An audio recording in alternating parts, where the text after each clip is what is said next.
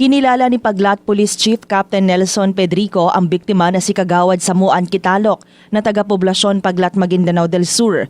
Siya ang ikalawang municipal councilor ng Bangsamoro Region na biktima ng pamamaril sa nakalipas na 2 araw. Nasa labas ng kanyang bahay si Kitalok nang lapitan at kausapin ng mga sospek. Maya-maya pa ay binaril nila si Kitalok at tumakas. Siya ay nasawi on the spot.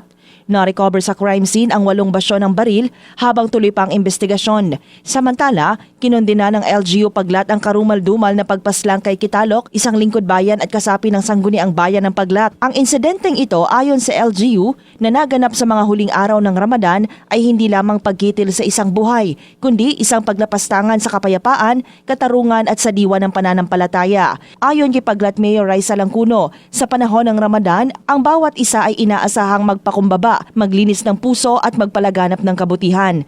Aniya, ang ganitong karahasan ay mariing sumasalungat sa mga aral ng Islam at sa pagpapahalaga sa isang komunidad. Kasabay ng pakikiramay sa pamilya ng biktima, inatasan ni Mayor Langcuno ang PNP na kilalanin, arestuhin at ipagharap ng kaso ang mga sospek para sa hustisya kay Kagawad Kitalok. Noong Lunes ng tanghali, nakaligtas sa pamamaril si Councilor Al-Hamidi Sampulna Muhammad sa bayan naman ng Nabalawag SGA. Ang 42 anyos na si Muhammad ay pababa ng kanyang sasakyan sa harap ng isang hardware sa Barangay Poblasyon 8 Midsayap nang paputukan ng isa sa 2 sospek. Tinamaan siya sa binti at ngayon ay nagpapagaling na.